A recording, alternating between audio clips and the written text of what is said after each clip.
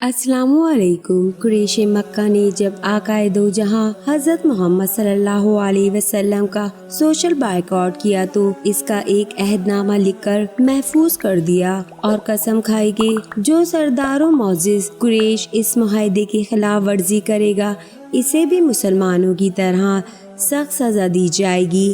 یہ عہد نامہ تاریخ کا شفاف ترین معاہدہ تھا جس نے انسانیت کی دھجیاں بکھیر دیں، اور اس معاہدے کے ساتھ کیا ہوا؟ قریش مکہ اس کا انجام دیکھ کر کانپ اٹھے تھے۔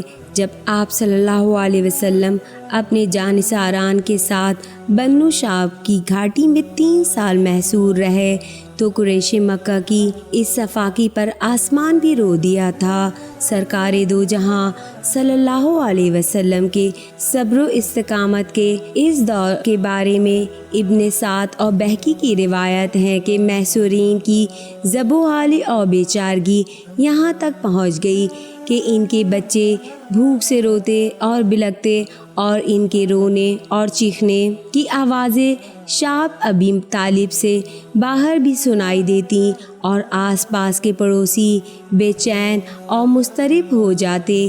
لیکن کچھ سنگ دل اور بدبخت ایسے بھی تھے جو معصوم بچوں کی چیخ و پکار سن کر خوشی کا اظہار کرتے۔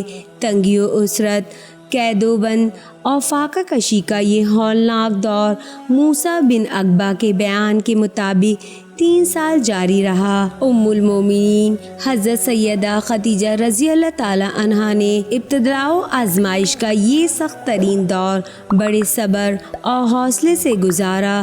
حق کی راہ میں آنے والی تمام تکلیفیں اور پریشانیاں اللہ اور اس کے رسول صلی اللہ علیہ وسلم کی خاطر خندہ پیشانی سے برداشت کی۔ مکے کی وہ خوشحال ترین خاتون جو معاشرے میں معزز و محترم ہونے کی وجہ سے سیدہ کے نام سے مشہور تھیں، اپنے رفیق زندگی کے ساتھ پیکر تسلیم و رضا بنی ہوئی تھیں، اور اپنی فطرت اور طبع بلند حوصلگی سے گرفتاران مصیبتوں اذیت کو دلاسا دینے اور ان کا حوصلہ بلند کرنے کی کوشش میں مصروف تھیں۔ آخرکار مظلوموں کی حد سے بڑھی ہوئی مظلومیت اور معصوم بچوں کی دلوں کو دہلا دینے والی بلبلاہٹ اپنا رنگ لا رہی۔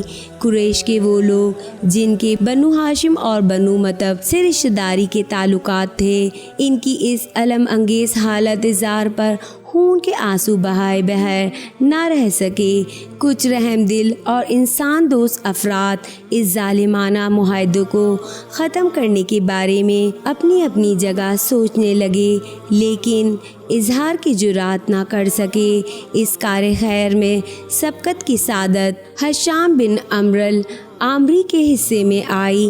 اس نے حضرت ام سلمہ رضی اللہ تعالی عنہ کے بھائی زبیر بن ابی امیہ، مطعم بن عدی بنو اسد کے سردار عاص بن ہاشم، زمہ بن الاسود کو اپنا ہم نوا بنایا، اور ایک روز یہ قریش کی مجلس میں گئے۔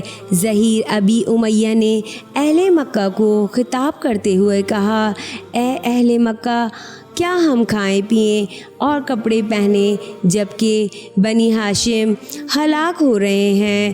ان سے کچھ خریدا جاتا ہے نہ ان کے ہاتھ کچھ فروخت کیا جاتا ہے۔ خدا کی قسم میں ہرگز نہ بیٹھوں گا جب تک اس ظالمانہ مقاطعے کی دستاویز پھاڑ نہ دی جائے۔ یہ سن کر ابو جہل چیختے ہوئے بولا، تم نے جھوٹ کہا ہے، وہ ہرگز نہیں پھاڑی جائے گی۔ ابو جہل کی مخالفت میں آوازیں بلند ہونے لگیں۔ مجلس میں بحث و مباحثہ شروع ہو گیا۔ عین اس وقت شعب ابی طالب سے باہر قریش کی مجلس میں معاہدے کی یہ دستاویز زیر بحث تھیں۔ ایک عجیب و غریب واقعہ پیش آیا۔ اب سعد ابن ہشام اور بلازری نے اپنی کتابوں میں لکھا ہے کہ رسول صلی اللہ علیہ وسلم کو اللہ کی طرف سے اطلاع دی گئی کہ بائیکاٹ کی دستاویز میں ظلم و ستم اور قطع رحمی کا جو مضمون تھا اسے دیمک چاٹ گئی ہے، اور صرف اللہ کا نام باقی رہ گیا ہے۔ حضور اکرم صلی اللہ علیہ وسلم نے اس کا ذکر اپنے چچا ابو طالب سے کیا۔ انہوں نے پوچھا، کیا تمہیں اس کی خبر تمہارے خدا نے دی ہے؟ हुजूर अकरम सल्लल्लाहु अलैहि वसल्लम ने फरमाया, हाँ। हज़रत अबू तालिब ने इस बात का जिक्र अपने भाइयों ख़ानदान के सामने किया।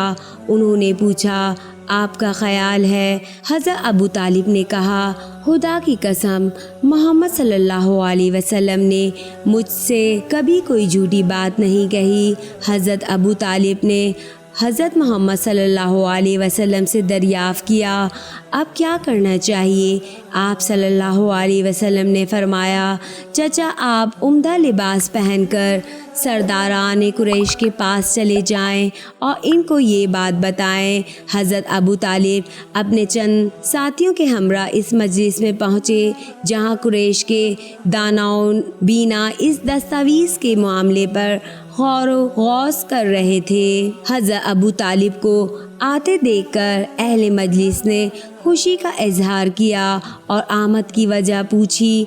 हज़रत अबू तालिब ने हाज़रीन मजलिस से खिताब करते हुए कहा, मेरे भतीजे मोहम्मद सल्लल्लाहु अलैहि वसल्लम ने, जिसने कभी झूठ नहीं बोला, मुझे ख़बर दी है कि मुआहदे की दस्तावेज़ में जोर सितम और कता रहमी से मुतालिक तुम्हारी तमाम तहरीर दीमक चाट गई है और सिर्फ अल्लाह का नाम बाकी रह गया है। अब तुम वो सहीफ़ा मंगवा कर देख लो। अगर मेरे भतीजे का बयान गलत निकला तो मैं इसे तुम्हारे हवाले कर दूंगा। फिर तुम्हें इख्तियार है, चाहे कत्ल कर दो और चाहे ज़िंदा रहने दो।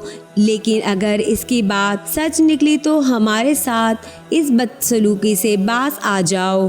हज़रत अबू तालिब की ये बात सुनकर हाज़रीन मजलिस ने कहा कि आपने इंसाफ की बात कही है।